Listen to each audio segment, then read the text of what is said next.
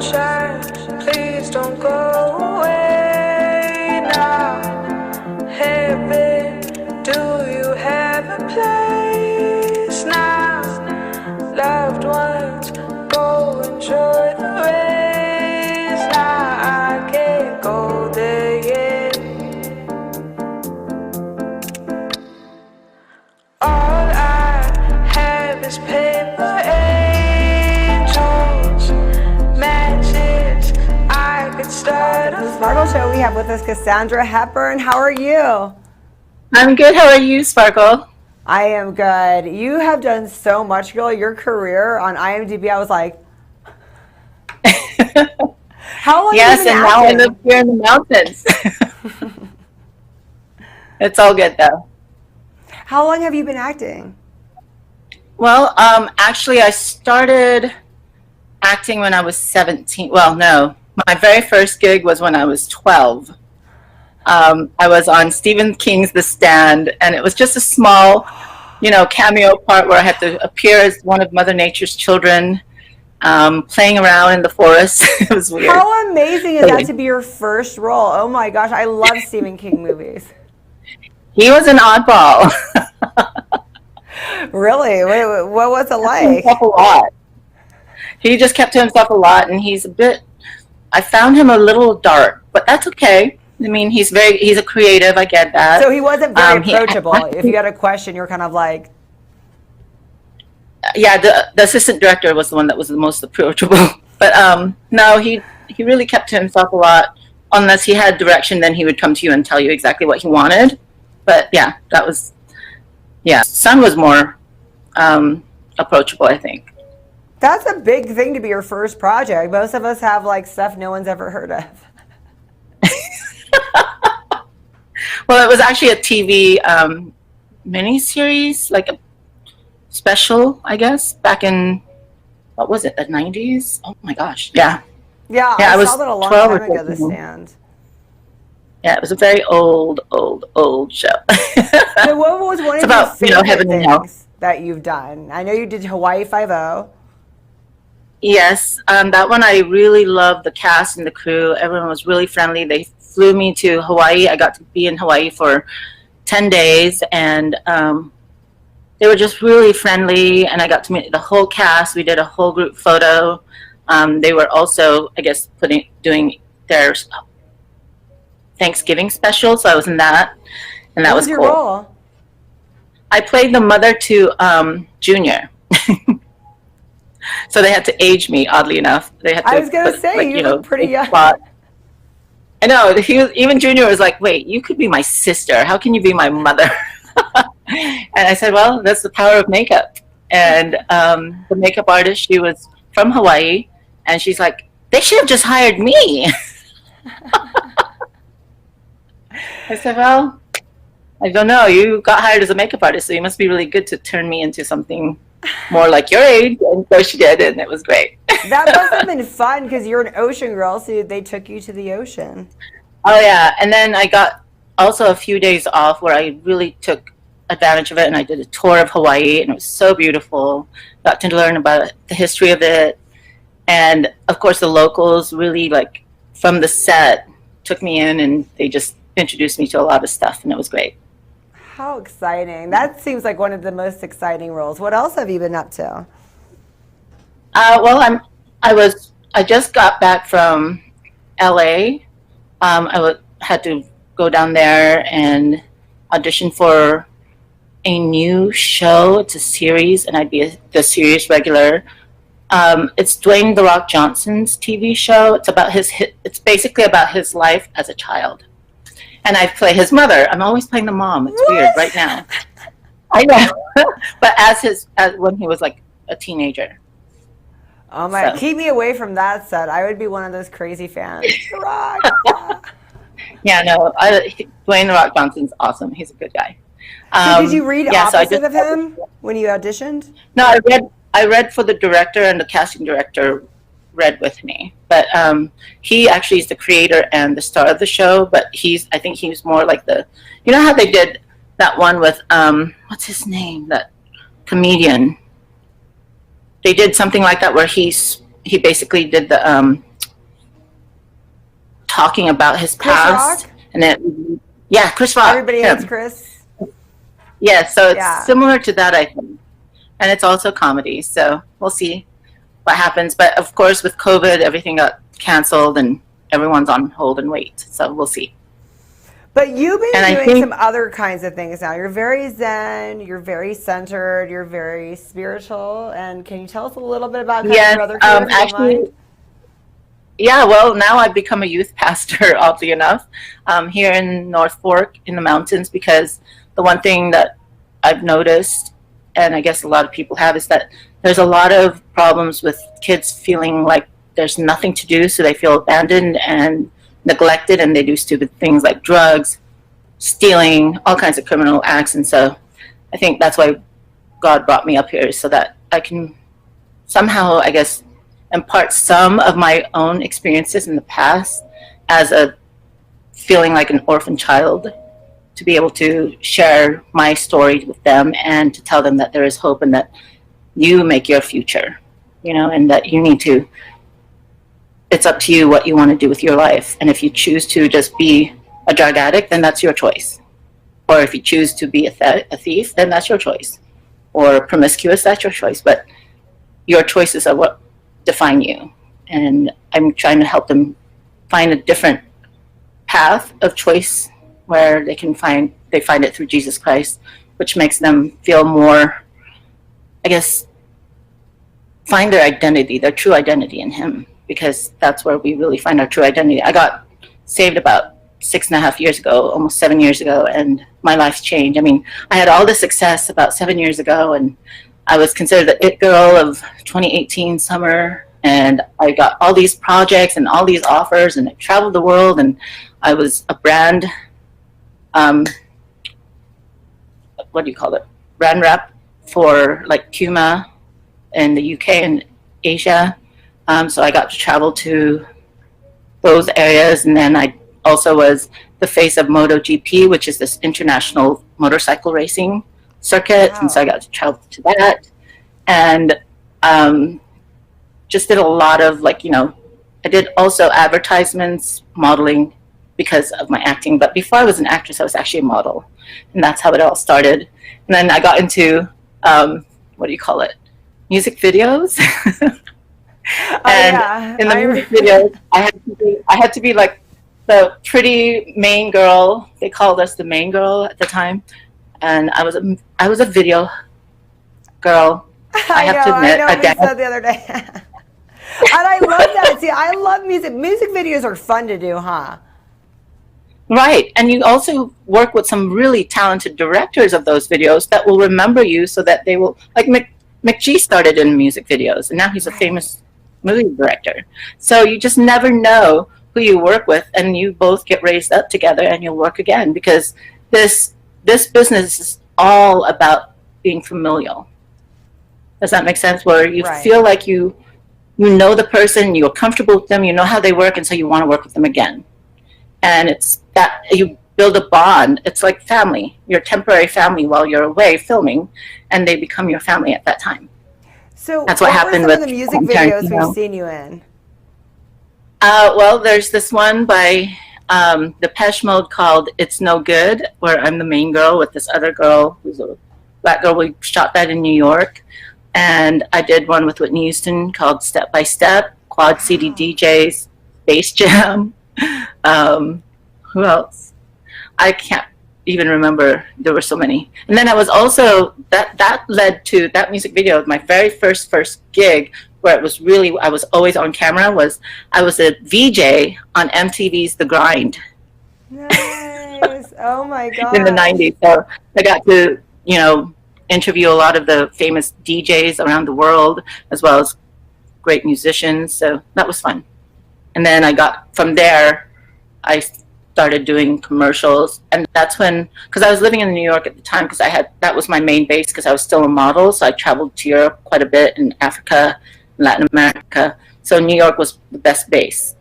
But then when I decided to really take on acting after going to school at the Royal Academy of Dramatic Arts in London, called RADA, that's the acronym, a producer saw me in a production of Midsummer Night's Dream. I played Hermia, and he, I guess, thought I was amazing, and he asked me to come to LA and audition for a movie called Time Lapse with, who was it? He was a famous actor, Rob Schneider, not Rob Schneider, what's his name? The guy who was in Jaws. Oh, I forgot his name. Richard. He's older now. Dreyfuss? No. No. What's his name? Ah! Anyway, the movie was called Time Lapse, and I had to play a Thai woman who was like a computer hacker, but I also that was my first role playing a lesbian, which was really weird. I wasn't a Christian then, so I just took on any role. And you choosier about your roles now because you're a Christian? I am, and I like it better because then I don't do things I will regret. Because when you look back in the history of your work, there's some roles that I wish I didn't do, but it's done, so it's okay, and I have to deal with that. And that's something that, and I knew then, like, okay, don't get me wrong, I loved, and it was wonderful to work with Quentin Tarantino. I really enjoyed that. In which I loved one? the cast. Which piece? It was called Hell Ride. I got to work with Michael Madsen, Dennis Hopper's last movie, David Carradine's last movie. It was like all these greats. I got to work with all of them, and it was awesome. And Quentin was the one that really brought that into my life, and I'm grateful for him. And he's a great director. But it was Through Dimension Films, which is the Weinsteins, and they made it so difficult because I was new. I wasn't a star, but my managers, my lawyers, my publicists, my agents, they're like, this is going to be it's going to make you a star, Cassandra. You have to do it. I'm like, but I feel really uncomfortable about this one part, and I really need to do, negotiate that. And they're like, well, they're not going to negotiate. I was the lead, but the lead had to, it was one of those rom-com type films, and I had to be naked. Completely, or just topless? Literally. Ah. And so that's one of the things that I really regret, that I got really pressured by the industry to just do it because they said it would help me. Right. And when you're an actress or anyone really in the industry trying to make it, you listen to those who represent you because you think they know better. Right. Now I realize they're looking at it more as dollar signs, not for your benefit. They're looking at it for their benefit. And that's one thing I'm realizing now as an actress, is that I will always, especially now that I'm a Christian, I look to God first and I give it over to him, and he's the one that provides the roles. Because he knows he's made me who I am to be an actress for his glory, not for my good. For my glory, but for his glory and my good. And so I have to trust him that he will lead me to the right roles that he wants me to do. And I can do drama, I can do comedy, I can do basically action, anything really. And I've done all kinds. But the one thing I wish I had before was God. Because then I would have not regretted what I did. Does that make sense? Right. And so, although that project was fun, it was great, and they really kept it clean and made it look nice, I still hate it because, it's in the social internet world forever, and you can't do anything about it. All you can do is say, okay, I made that mistake. Let's move on. And so that's the one role that not that I regretted the role, I regretted having to do certain parts of the role. You would have renegotiated the contract of that. Right. And try to say, hey, I couldn't renegotiate it. That was the problem, is because I didn't have a big enough name to renegotiate. Right. And so I had to basically eat crow, I guess is the term. Because they'll find other people who are willing to do it, right? Right, because they basically came back to my agents and lawyers saying, well, there's thousands of other girls that will want this role. Exactly. That's got to be hard. But you know what my response was? Well, there are thousands of other girls, but you wanted me, and your director wanted me. So that gave me a little bit of a leverage that I wouldn't just bow, and so that's why I was able to get more money at least.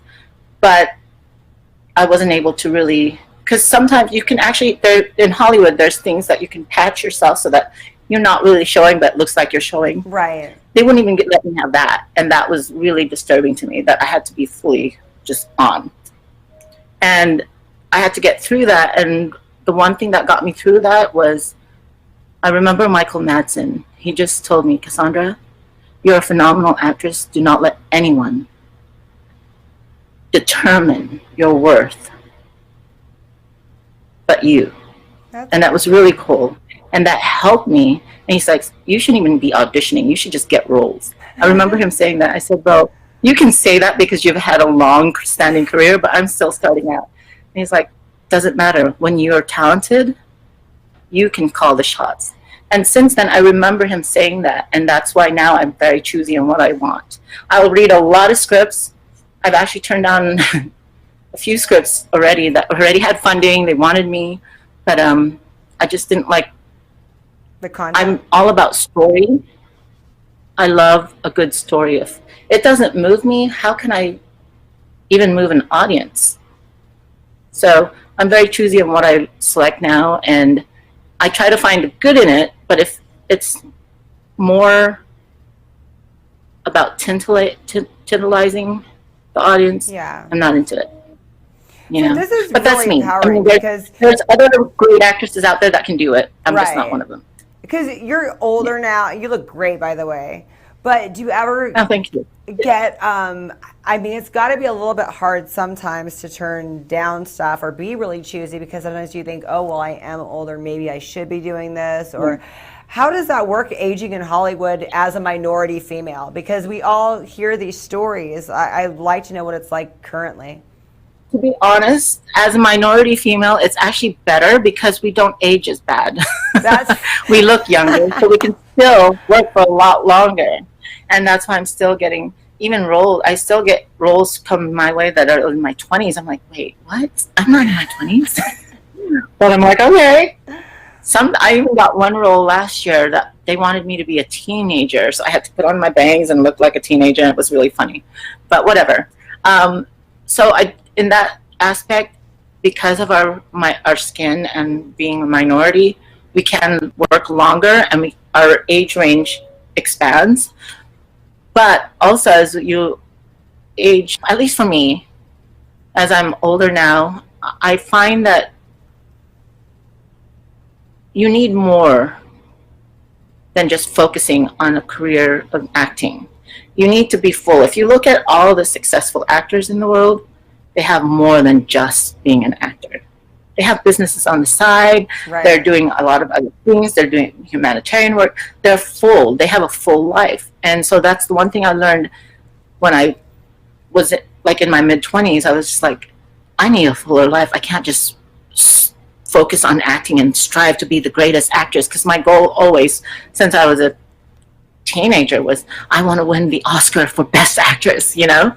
That's what was always my goal. I want to be the best actress. I want to be nominated. I want to be decorated and awarded for being the greatest actress and get the SAG Awards, get the Golden Globe Awards, get the Oscar, get the Emmy, get, you know, every Spirit Independent Awards. And that was really my focus. But when that shifted, and when I was in my mid-20s, that shifted, and I decided I need more than just this, because this is what's gonna drive me a little bit cuckoo and crazy, because it's, as you know, it fluctuates. Your career fluctuates a lot, especially as a female actress. Right. We don't get as many roles, and there's a lot more competition.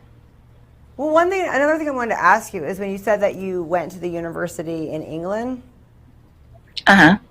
It's the Royal Academy of Dramatic Arts. So that's really impressive, because you had done the stand when you were 12. You had done more roles when you were 17. To make the decision to hone your craft and go away, how did that work out? Because weren't you afraid, hey, well, if I'm gone from Hollywood, everyone's going to forget about me. This is my prime. How am I going to go and do my craft but get the roles? What was the thought process? Well, I was already away from the acting because modeling took over. Like that, the stand was just a fluke. A casting director just happened to see me and said, oh my gosh, you'd be so perfect for this. And so I did that. And then the other role when I was 17 on a soap opera. What it was called As the World Turns in New York. That was also a fluke. I just happened to turn in my modeling composite card to them. And I guess at that time they were looking more for models, the look. They were looking for a look, not really acting. And I got it. So that was weird. But I was, my main income was modeling. I was modeling with like all the top models at that time, the supermodels like Naomi Campbell, Christy Turlington, Cindy Crawford, Linda Evangelista, Kristen McNemony, Kate Moss. I worked with all those girls in fashion shows and editorials and So how did you everything. give up that to go to acting school? I mean, to me, I would think that'd be a really hard choice. Well, to be honest with you, I was in Paris. I was working for Sonia Raquel, the designer. I was a model for their in-house model. And I met a guy. It's always a guy. And he happened, oddly enough, he happened to be a lord. And so I didn't know that at the time, of course. And we started dating, and it was just this really crazy romantic affair that just went like from A to Z very quickly. It was weird. And he proposed to me three months after we were dating, and we were engaged, and we were traveling, and he took me away from all that and showed me a whole other world, the world of the royals. And that was really interesting. And I traveled the world with him, and your life is so fascinating, Cassandra. It's amazing. We lived between Switzerland, England, Hong Kong, and south of France. That's where we were always around, because he dealt with a lot with, he bridged the gap between the Western world and the Eastern world a lot. And so for about 4 years, I was considered Lady Cassandra, and because he was a lord. And I wasn't married. I was just engaged, but already the title was already given to me by the press and everyone else. And that took me away from everything. Like my modeling, anything to do with entertainment, with beauty or fashion, it was gone. I was now Lady royalty, Cassandra. And I had to act a part, and I had to do the work and travel the world and do humanitarian things and fundraisers, and worked with a lot of different organizations, and met with heads of states and royalties from all over the world. And that was a different life. And then about 3 years into being with him, I started having that itch again of being a creative, an artist. And I remember one night we were talking, and I said, I really feel like I need to get back. And he's like, why would you want to do that? You don't have to. Why do you? Yeah. I said, because it's in me. I'm an artist. I got to create. And he's like, why can't you just take up painting? And I said, it's not just, I'm a performance artist. I love to sing. I love to dance. I love to perform. I love to act. That's just me. That's who God created me. You had to choose the hard path, girl. I know. And he's like, you know that most, if not all people, would die to be in your position where you're at. You have everything. You have the whole world in your hands, and you're going to let that go for a dream. Right. That everyone in your career dreams to be here where you are. So I took the backwards route, I guess. I don't know. I said, well, how about this? Of course, behind his back, I was already doing research on schools. Mm-hmm. And I was at the British consulate in Hong Kong, and I was looking up schools, theater schools. And I came across Royal Academy of Dramatic Arts. And I remember writing a letter and sending to them. I got a response. And they said, well, we need 4 different references. You're going to have a few interviews and a few auditions before we can accept you. So fortunately, I had the references because of my connections with the royals. Right. And that helped a lot. But the process was long. And I remember, fortunately, I was able to just fly back and forth wherever I was, just because we had that access. And I remember going to London, and I had to tell my fiance at the time that I was just going there because some of our friends wanted to meet and go shopping, and That's a lie. So I had to lie to him about it. And he was already busy with his work because he was a delegate. And then I think about the third interview is when they said, now you need to come back and we need to audition you, and you have to have 3 different types of categories. And so I had to do those. And then I didn't think I got it. And one day we were in Saint-Tropez, and we were meeting with some of our friends, and I get a call, and it was the Royal Academy saying, we've accepted you. We're starting our next season or our next semester at this time. And that's when I had to talk to my fiance and say, I'm so sorry, but I got accepted to a theater school in London. And he's like, when did you even apply? Oh my. And I said, well, you were busy with work, and that, why I was traveling to London a lot.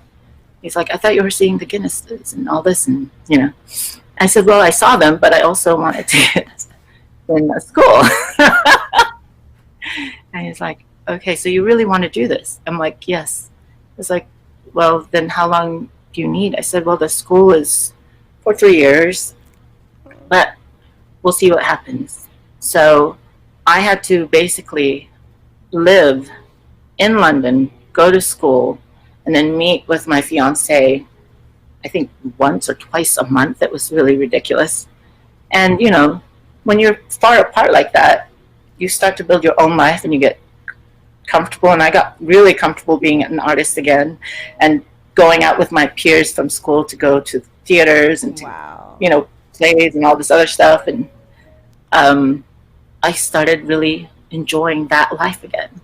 So you got related, I imagine. Yes. You had to drop and of course I had to keep delaying the wedding, and that was not good because it was annoying my fiance. Wow. And then this producer saw me in a production, and that's when I had to call my fiance. Said, so I had this opportunity to go to Los Angeles, and he didn't really like America. In fact, he abhorred America. He thought that America was just full of nonsense, is what he would always say. And he's like, you really want to do this? I'm like, well, it's a part. It's just an audition.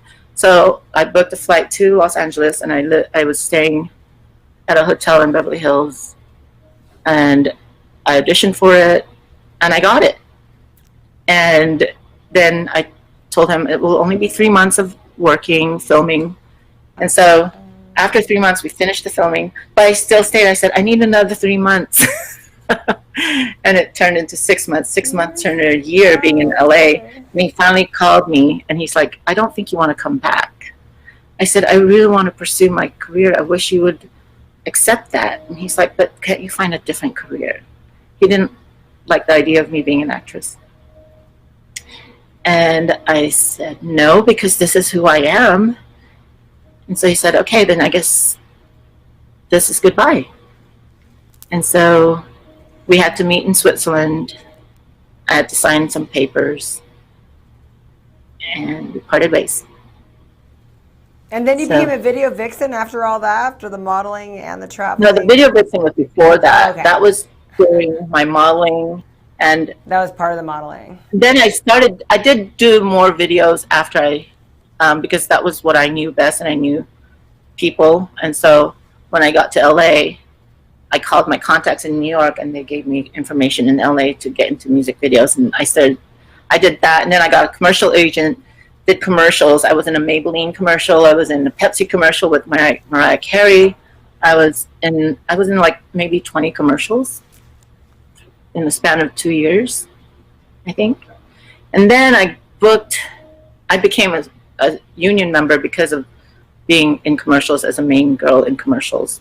But then I booked my first big TV show where I was a series regular on Young and the Restless.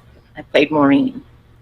And so that led me to while I was on there, I also got this role in Sidney Lumet's film called, it was with Vin Diesel. He played a gangster. It was Sidney Lumet's last film before he died. So I got to work with a great director who was a very highly awarded. And that year he actually got honored, and then he died. I played Candace's secretary, and that was played by that. I forget, I'm so bad with actors' names. Anyway, it was a really.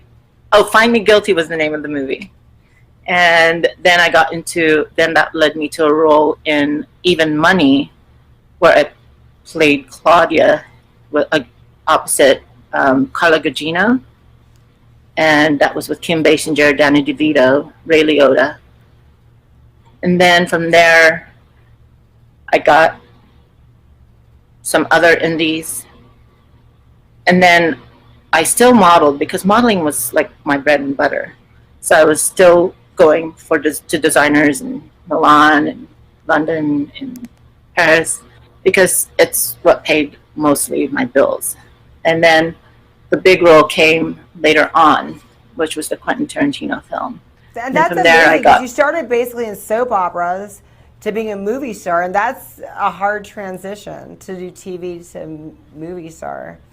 Right? Yeah, but I think the great thing about soap operas is it teaches you about camera angling and work and blocking very much. Because it's in soap operas, it's the 3 cameras. And so you really need to know how to work and block yourself in that and angling. And so that helps you when you get into film because then it's just 1 camera. And so you already know how to take direction when the director says certain things and you don't have to ask him twice, which is cool. But a lot of soap stars get stuck just staying soap stars. I mean, you really transitioned very well in your career. Yes, but I also, men have always been my downfall. Because men have always distracted me and pulled me away because they needed attention. I'm kind of that, I like to fix and help. And men that I've met have always needed fixing and helping, I guess, in that sense. And so I would always try to pull myself away so I can focus on them and help them in their life and their career and make them big and great. But then I forget about myself, and that's what's happened many times over. But I think now, where I'm at today, I don't go to the projects, they come to me, because I'm just more selective, as well as I trust that God has what I need, I don't trust myself anymore in that sense that I need to go after anything, because when I go after something, it usually starts to make me question myself. But when I trust God, it helps me understand that this is what He gives me, and I will work and be grateful as unto the Lord, because whatever I do now, I do it as unto the Lord. That's just me. That's where I'm at. Amazing. You when must people think I'm insane, actually, I lost a lot of friends because of it in the industry, because they're like, you've lost it. You're a Jesus freak. I know. I'm like, it's okay, hard. I'm sorry. You stay true to yourself. You must be so great at what you do when you're a youth pastor. You must be so inspirational. I love, like I said, I love story, and I love to bring story to life. As an avid reader, I love to see what I can do to bring it to life in my acting. And so that's why I love acting, because your whole body is the instrument of telling a story. Right. And I love that. So what's next for you, Cassandra? What's the next thing we're going to see? I see so much. What can we expect? Hopefully, I will still win an Oscar for Best Actress. That is still my goal, but that's no longer like my one and only focus. It's more, that would be nice, that's my dream. So bring that role. What's the next project we can expect you in? The next project, well, there's 2. One is, I just put myself on tape for it. It's an indie film. It's like a Chinese-American production. Oh, nice. And it's a comedy. Still waiting on what's going on with that, but the manager in LA called me. He's also casting it. And it's going to be filmed, I think, in Shreveport, Louisiana. Oh, okay. Not sure. So we'll see what happens with that. Right now with COVID-19, everything's kind of on hold, especially in Hollywood. Like SAG is constantly sending letters saying, we're starting to slowly get back into the groove, but we're still really careful Right. on opening up What the project industry. are you most proud of your body of work? I have to say all of them, because all of them have taught me something about myself. Even the role that I told you I kind of regret because of the nude scene. They all taught me something about myself, so I can't say one's better than the other. Each one has given me something, and each actor that I've worked with has really given me a gem to work with as an artist, on how they process and how they work and what they give. Because in acting, it's not always about getting. It's actually about giving. Giving. Because if you can't give all of yourself into a character, it will show, and the story will. Yeah, but the story also will be affected, and that's really in a film or a TV show. It's all about the story. That's why I admire writers, because they create that. And so without that story, an actor can't do anything. Thank you so much, Cassandra. I'm so inspired. You're so fascinating, and I can't wait to see what you keep coming out with. Thank you. Thank you so much for this. This And is where awesome. can we keep up with all that you're doing? Is it a website or Instagram? Where are you always telling us what's going on mainly? I have my Facebook. There's a Facebook fan page. There's a few profiles, like I've told you. There's Instagram. I also have a YouTube channel where you can actually see some of my audition pieces. Oh, cool. Yeah. So it's under Cassandra Hepburn.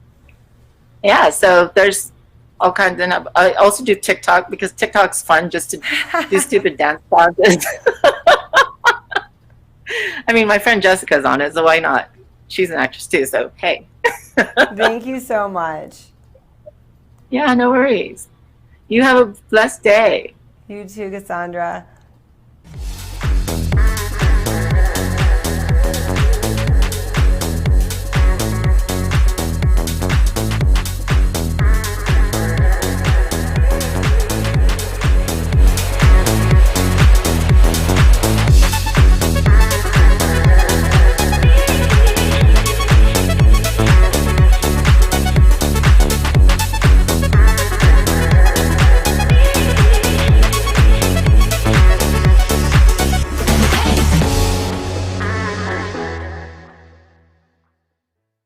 Hi guys, Genesis C and the Black Mambas. How are you? How you doing, Sparkles? It's a pleasure. It's a pleasure. Hey, how's it going? So where are you guys from? Kind of everywhere. I'm raised in LA and San Francisco, but this is kind of like my bi-coastal hometown here in Philly, Delaware, and thus in Wilmington, Philly, the Shore, Jersey Shore. We're from everywhere. Nice. But right now you guys are on the East Coast, right? That's right. That's yeah. correct. I love the East Coast. What's the weather like there? It's hot right now. It's Tourette syndrome weather. Can't decide, but it's mostly. Yesterday was like Bay Area weather. Today's like Louisiana. Wow. Yeah. So Global you warming does guys exist. are from everywhere and you play everywhere. Yes. Yes, we do. Yes, and so we play mostly down the shore and on our hometown here in Wilmington, Delaware, and Philly, and we've went to LA a couple times, back and forth from Vegas, LA, and back here, and we're really, this is like a hidden garage for us. We like it because there's no distraction here, and we get to focus on our craft more gently, so we're happy about that. So the music, for all of our viewers, fans, where can we hear your music? Well, we just dropped the single Carnivore. Just dropped. It's going to on Spotify, Amazon Music, Apple Music, pretty much any platform you can think of. We just dropped that on Friday the 5th, and we will be continuing putting out singles on those same platforms. We're also on Facebook and Instagram as well. How exciting. How long have the four of you guys been playing together? About 4 years altogether, and it's been more of a serendipity story where these guys are the guys I hung out with after I do a show with the revolving door of bands that I wanted to play, but I didn't know I wanted to play with them. It's more like a convenient thing, but we've been family since day one. So I figured one day I looked to my right, Greg, dude, you guys should just be in the band because we have more of a common thread than any of the band members I had current in the past. You know what I mean? So it's a beautiful thing. Well, that's good. You guys made it work because when you come from everywhere, it's hard to be like, where are we gonna like locate to all practice? Yeah. Just a shout out real quick. Our other member Jeff Yeah. is working, so he couldn't be here today. But this is a shout out to our other guitar player Jeff, The Godfather. absolutely fantastic. The Godfather. Ooh. Do you guys have any music videos that are out? It's gonna be out on the 7th of July, and blessings wise, we have Redman featured in it, and we're Nice. way excited. Yeah, it's a dope video. It's a hint of murder mystery kind of theme, and it's a continuation of that. We're gonna have another remix after that, and a mystery novel type of video. Yep. Oh my gosh. So what are you guys gonna play for us today? I see everyone's got their instruments. Are you guys playing? We got our stuff just in case. Hey, we love hearing live music on the Everything Sparkle show, so let's do this. Yeah. Right now? Yeah. Oh wow, let's do it. Okay. Let's do it. Can we hear the song? Okay. Can we what? Can we hear the song? She wants to Yeah. Nice. Live, you will hear it, and then we're gonna set it up. Here we go. Let's do Mind Days. Yeah. Okay.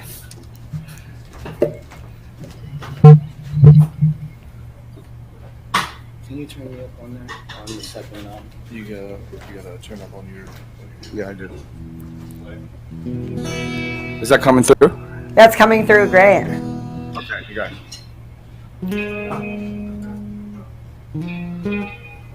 Here we go.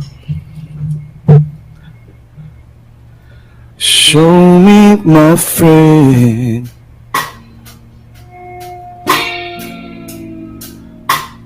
could you deny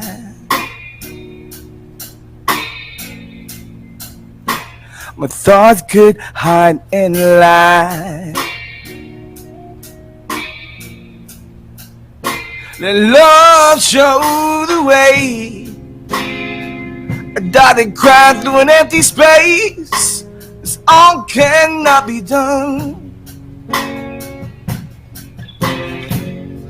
And so I turn into myself in a world above my own.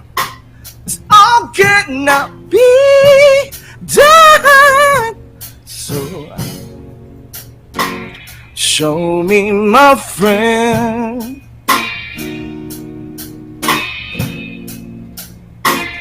could you stand lies? The spirits can't define. Yeah. And love show the way. I died and cried through an empty space. This all cannot be done. And so I turn into myself in a world above my own. This all cannot be done. Can't you see me leaving my days? Telling me something time can't erase. Or can't you see me leaving my days? Yeah. And I'm through the darkness. You couldn't give me up. Well, I can't be leaving my days. Yeah.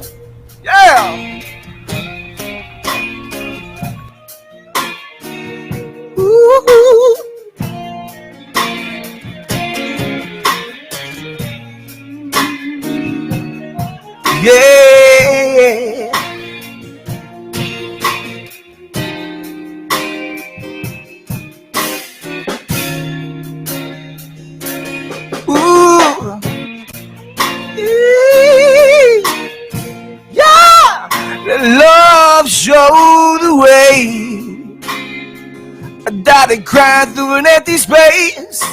This all cannot be done.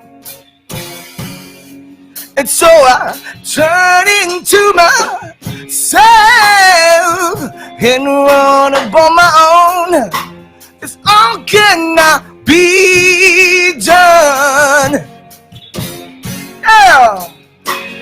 Can't you see me leaving my days? Telling me something time can't erase. Or can't you see me living my days? And I'm through the darkness, you couldn't get me up.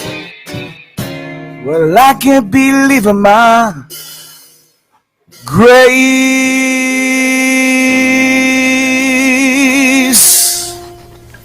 Oh my gosh, that is so amazing. I love it. And your Thank voice, you so much. your voice is sexy. It sounds like Jeff Buckley. Oh wow, that's the biggest compliment. He's my hero. Are you serious? I'm serious. Wow. That's the moment you opened your mouth, I was like, oh my gosh, Jeff Buckley. That's so awesome. That's how I know you're an audiophile. If you're an audiophile, because you know Jeff Buckley, that's awesome. Oh, he's one of my favorites for sure. So that was so beautiful. Explain to us the lyrics and who wrote it. I wrote this song years ago, and the song's about redemption. The song's about letting go of your fears, your insecurities, realizing that every moment passes you every time you're stuck on that other reality, which is fear. It was a moment in time where I decided to, you know what, love yourself. And I can't be leaving my days. I can't be leaving my everyday moment. It's a gift, you know, and that's what it is. That's really good, especially right now. I know you wrote that a while ago, but isn't it funny how you write things and then you don't even know how relevant it becomes? Yeah, so now what you're it's saying, true. it's like even way more so than at the time when you wrote it.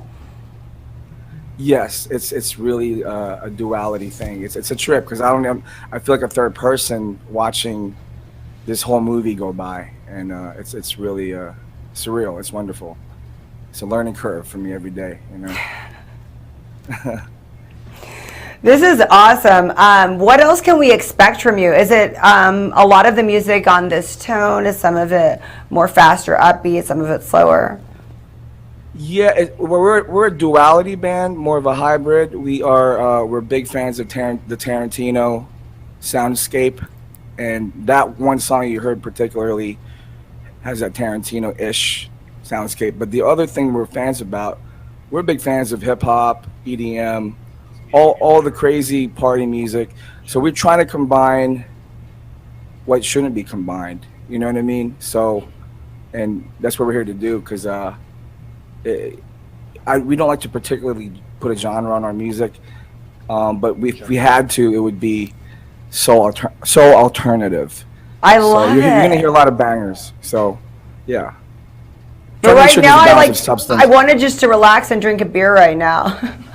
I just been in a good Zen moment. And that's how I felt. I just Wow. it's fun. Thank you so much. Yeah, and I'm really super beyond grateful to have the Black Mambas with me doing this. I couldn't do this without them. It's a synergy. It's a pair thing that I can't live without because these guys are living proof what is the true definition of a real band, and not on some rock star stuff, but like on some team spirit, some egoless, just being a team player, you know, and being giving and being gentle to the music because it's about the music. It's not about anything else, you know. Well, you guys all look so different. Like you have something different to bring to the table.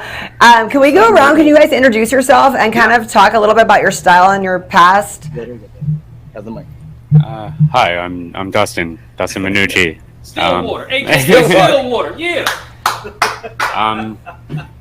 Yeah, we have so many different influences. I grew up a lot like classical based. Like I love Mozart and Bach and Vivaldi and all that stuff. But I also love, and I love like a lot of heavy metal stuff. So I kind of grew up as like a metal shredder and a kid. And then I got really heavily into the blues and a lot of jazz stuff.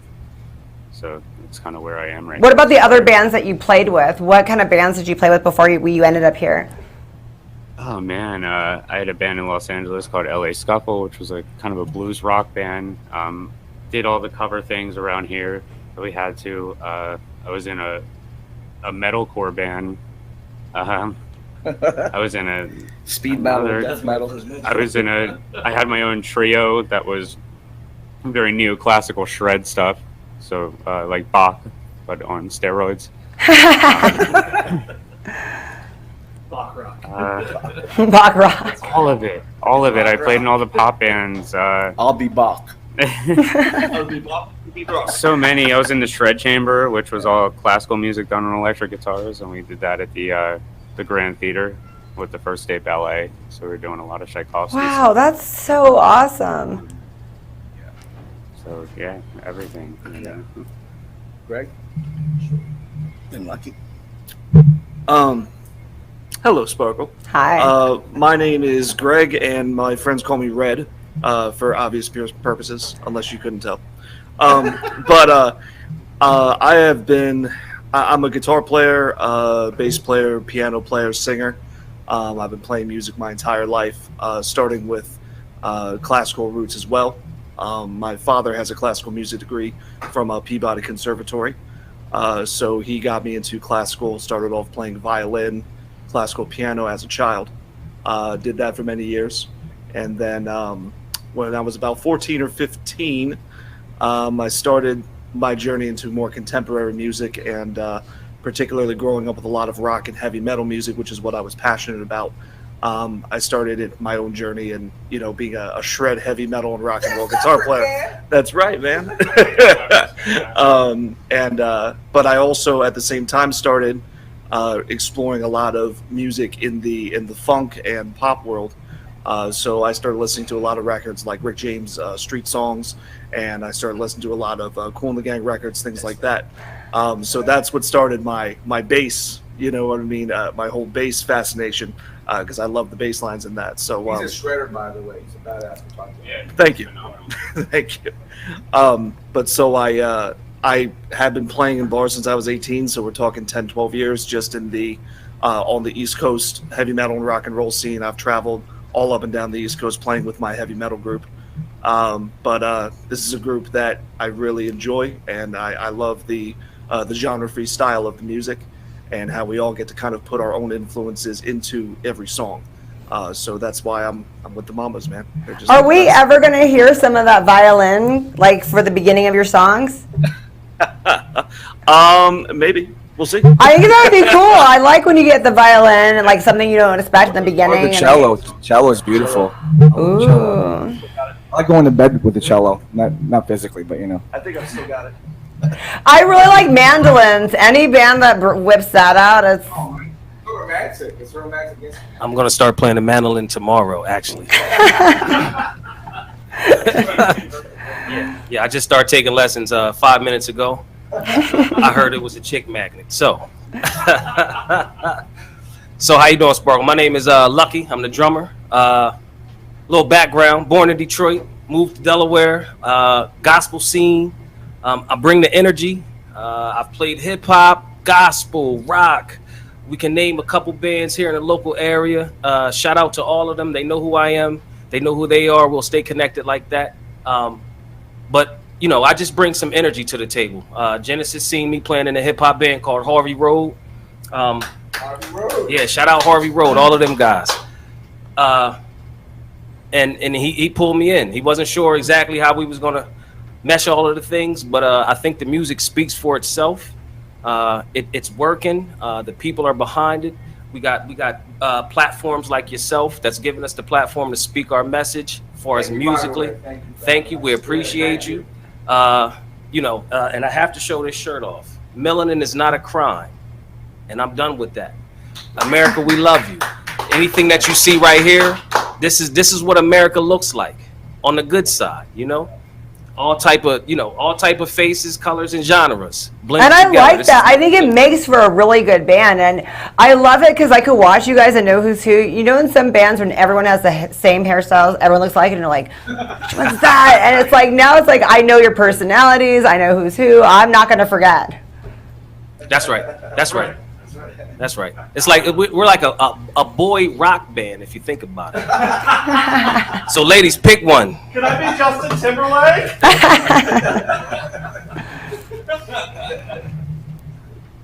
All right, I don't know how to answer this question, but I'm going to say this. I'm a conundrum, and I look at music like a filmmaker because my first aspiration was being a filmmaker, but Like a director? inadvertently, I'm a director, editor. You wanted to be Tarantino, huh? That's right.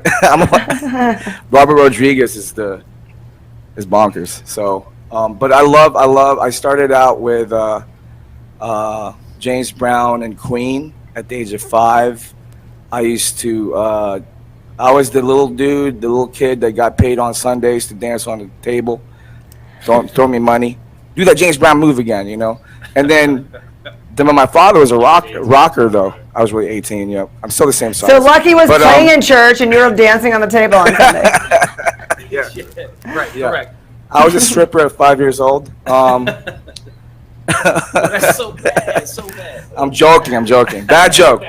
Okay, we're gonna edit that out. Lucy Cage crap. But anyway, yeah, I was really I lived a life of Motown, soul music. Jackson 5 was a huge influence on me. But at the same time, at nighttime, I would be with my father on stage, and he's playing Queen, Iron Maiden, Led Zeppelin. He was like a rock impersonator. He's a lead singer in Philippines, and I was just a little kid playing tambourine and seeing crazy go-go dancers at too early of an age, and I lived rock and roll. That's what it is. It's rock and roll. That's all I see. So which one of it you is the comes down to biggest soul. troublemaker in the group? Wait, it's 2 of us. This is my bass player. We might get into all type trouble in here. It's us two. Yeah, it's the quiet ones you gotta You watch gotta out for. Who's the most serious? Who's the most structured? Where you're like, come on, we gotta get it again. We didn't get it right the first time. Let's do it again. The Godfather. Justin. That might be the Godfather. That might be. Yeah, that It's might the be- Godfather. that might It's be Jeff. Godfather. It's Jeff. It might be Jeff. Yeah. It might be Jeff. He makes sure we're all our feet are planted on the ground. So it's really awesome to have him. Okay, so who's the biggest ladies' man? This guy. I didn't do it. Yeah, he is. Nice scale. He is, and then he'd rather just play guitar. That's his ploy. I sleep with my guitar, ladies. Sorry. You guys are so much fun. How'd you guys get with Method Man? Oh, you mean Redman? Redman, sorry. Yeah. I got together with him back in LA. I used to be in a band called D5 Stro. My drummer played with Wu-Tang at the time, and I think he still does. But he called me up one day and said, "Hey, Redman's gonna come. He wants to come meet you." I'm like, "Okay, where?" He's like, "Your house." Like, what? I'm washing dishes. Like, oh, get out of here. I don't believe you. He pulls up in my house with a Honda. I mean, I'm sure he's got finer cars, but I love that he's driving a Honda because this is the same man that I know as a celebrity because I became an instant fan. I mean, before Cribs, I saw him on Cribs, and then you know that part when you open the fridge and it's just a ketchup bottle in the fridge? the show. That is Redman. I love him to death. And but yeah, that's how I met him, and he was a big fan of the song "Save You," and I wanted to put him on the song of ours, "Carnivore," and it's funny because how history repeats itself. We were actually trying to implement that single 5 years ago, Really? but I wasn't in the right situation, and that's why I'm representing here as the Black Mambas. Because, it's law of attraction. You got to be with the right people. for things to Especially in come a to band. fruition. Yeah. So, and I think the universe has really blessed me with the Black Mambas to pull Redman in this situation, especially when he saw the video. He's like, okay, I'm in. You guys see the video? It's freaking great. I can't wait. Now I want to be in your next video. Oh, he got it. Done. Done. Ain't no thing. Ain't no thing, brother. So what does the future hold for you guys? I know it's so hard because of everything that's gone on. We don't really know when tour dates and all that stuff's happening. But what are some of the things you guys have been talking about? We're really introverts. Oh, in other words, we are so focused on the lab part of the music versus the media and the hoopla and all that. Although we do love it because we're a bunch of hams. We're introverts that are hams, which is kind of a conundrum too. But anyway, we are more focused on the second record to the third record, and actually we are finishing our second record already while we're releasing this first record, because there's so much talent here, so much synergy, so much different personalities and influences. I'm so beyond excited to put this recipe together and what we can do together, in the future. I just feel like this is like an infinite wishing well of magical creativity, and we're so more excited about the art and the music. Aside from our supporters, that's equally what we're excited about. And he feels different. Go ahead. No, I'm excited about touring also, and playing bigger venues and different places. Yeah. Of course. who are some of the people that you've been talking about touring with? I don't know if you guys are represented, who you're represented from, but if they've talked about like, well, your sound would be good with this person. Have you guys talked about that at all? We're going to leave that to privy information. Our label, contact Ken, the manager of the year. We're going to give him his award right now. He's out there working hard right now. Shout out to Ken. He's the one that connected me with you guys. He's awesome. I like him. Marcellus and White Line. They got a lineup for us. In Grooves. Because of the COVID, things are kind of a little I know. We're working things on the back end. But please be ready. As a matter of fact, we'll make sure that this is one of the platforms that we'll announce some of our dates on. We'll go ahead and make that commitment to you. If you make that commitment to us. Amen. Absolutely. That's right. Yeah. So aside from Redman, who are some other people you've talked about collaborating with?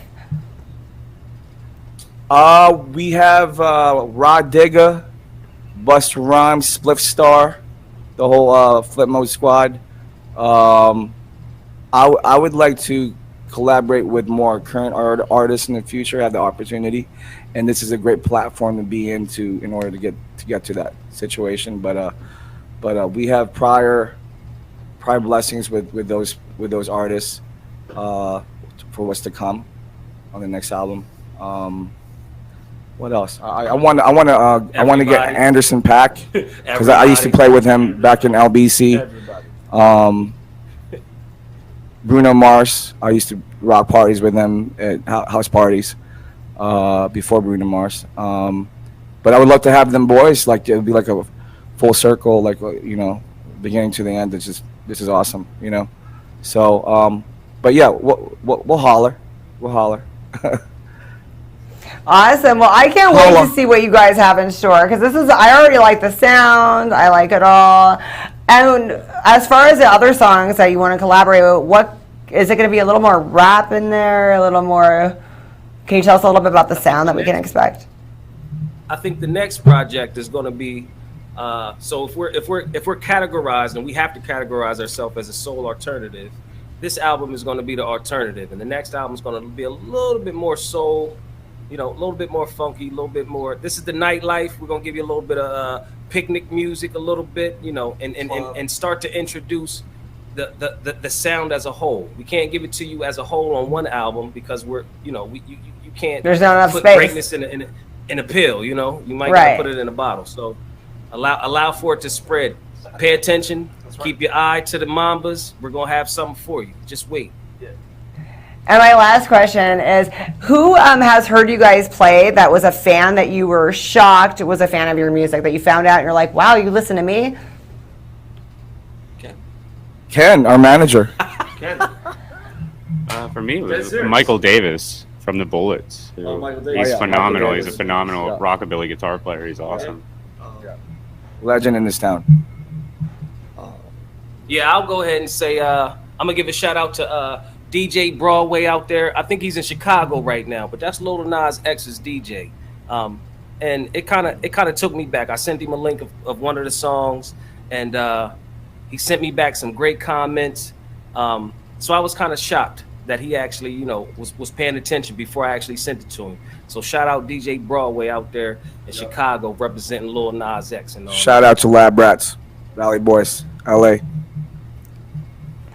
Awesome. Thank you guys so much for coming on the show.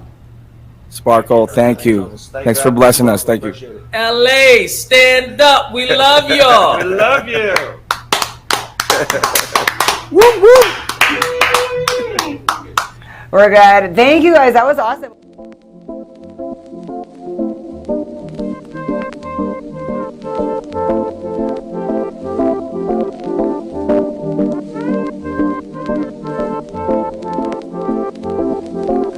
You can have all that you want, darling. Know the world.